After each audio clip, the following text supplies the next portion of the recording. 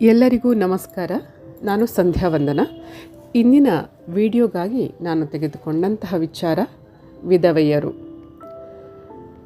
ವಿಧವೆಯರ ಬಗ್ಗೆ ನಮ್ಮ ಪ್ರಕೃತಿ ಏನು ಹೇಳುತ್ತದೆ ಹಾಗೂ ನಾವು ಈ ವಿಷಯದಲ್ಲಿ ಇವರ ಬಗ್ಗೆ ನಾವು ತಿಳಿದುಕೊಳ್ಳಬೇಕಾದಂಥ ವಿಷಯಗಳು, ಕಾನೂನುಗಳು, ನಿಯಮಗಳು, ಇದರ ಬಗ್ಗೆ ಒಂದೆರಡು ಮಾತು. ನಮ್ಮ ಪ್ರಕೃತಿಯಲ್ಲಿನ ಎಲ್ಲ ಸೃಷ್ಟಿ ಅತ್ಯಂತ ಜಾಗರೂಕತೆಯಿಂದ ಅತ್ಯಂತ ಸಿಸ್ಟಮ್ಯಾಟಿಕ್ ಆಗಿ ಪ್ಲ್ಯಾನ್ ಮೂಲಕ ಮಾಡಲಾಗಿದೆ. ಸಿಸ್ಟಮ್ಯಾಟಿಕ್ ಆಗಿ ಇರಬೇಕಾದರೆ ಅಲ್ಲಿ ಡಿಸಿಪ್ಲಿನ್, ಅಲ್ಲಿ ನಿಯಮ ಇರಲೇಬೇಕಲ್ಲವೇ? ಪ್ರಕೃತಿಯ ನಿಯಮ ಅತ್ಯಂತ ಕಟ್ಟುನಿಟ್ಟು. ವಿಧವೆ ಅದೃಷ್ಟವಂತೆಯಾದಲ್ಲಿ ಒಳ್ಳೆಯ ಜನರ ಪ್ರೀತಿ ಮಮತೆಯ ಚಪ್ಪರದಡಿ ನಿಶ್ಚಿಂತೆಯಾಗಿ ಬದುಕುತ್ತಾಳೆ. ಅದೇ ಅಕಸ್ಮಾತ್ ಅದೃಷ್ಟ ಕೈ ಕೊಟ್ಟಿರಲಿ, ಆಕೆಯ ಜೀವನ ಅತ್ಯಂತ ಕಷ್ಟಕರ.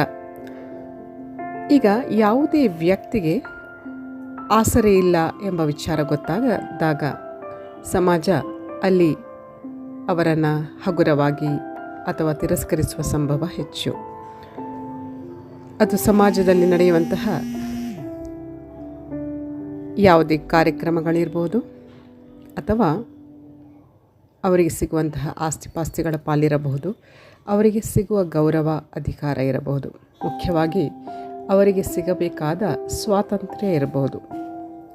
ಪ್ರಕೃತಿಯ ನಿಯಮದ ಅನುಸಾರ ಯಾವ ವ್ಯಕ್ತಿ ವಿಧವೆ ಎಂದು ಹಗುರವಾಗಿ ಯಾವುದೇ ರೀತಿಯ ಅನ್ಯಾಯ ಅಥವಾ ಲಾಸನ್ನು ಮಾಡುತ್ತಾನೋ ಅದು ಅಲ್ಲಿ ಉದ್ದೇಶಪೂರ್ವಕವಾಗಿ ಇರಲಿ ತಿಳಿಯದೇ ಇರಲಿ, ಆ ಲಾಸನ್ನು ಪ್ರಕೃತಿಯು ಬಡ್ಡಿ ಸಮೇತ ಆ ವ್ಯಕ್ತಿಯಿಂದ ವಸೂಲು ಮಾಡುತ್ತದೆ. ಅಷ್ಟೇ ಅಲ್ಲದೆ ಯಾವುದೇ ಮಹಿಳೆಗೆ ಅನಾದರ, ಅನ್ಯಾಯ ಆದಾಗ ಅದು ಗೊತ್ತಿದ್ದು ಗೊತ್ತಿಲ್ಲದೇ ಇರಲಿ, ಪ್ರಕೃತಿ ಹೆಚ್ಚು ತಡ ಮಾಡದೆ ಅಲ್ಲಿ ಶಿಕ್ಷೆ ನೀಡಿ ವಸೂಲಿ ಮಾಡುತ್ತೆ. ಅದು ಹಣದ ಬಗ್ಗೆ ಇರಲಿ, ಅವರಿಗೆ ಸಿಗುವ ಗೌರವ ಇರಲಿ, ಈ ನಿಯಮವನ್ನು ಯಾರು ಶಿಸ್ತಿನಿಂದ ಪಾಲನೆ ಮಾಡುತ್ತಾರೋ ಅವರಿಗೆ ಪ್ರಕೃತಿ ಅಷ್ಟೇ ಗೌರವ, ಅವರಿಗೆ ಬೇಕಾದ ಪ್ರೀತಿಯನ್ನು ಅವರ ಇಷ್ಟ ಕ್ಷೇತ್ರದಲ್ಲಿ ದೊರಕುವಂತೆ ಮಾಡುತ್ತೆ.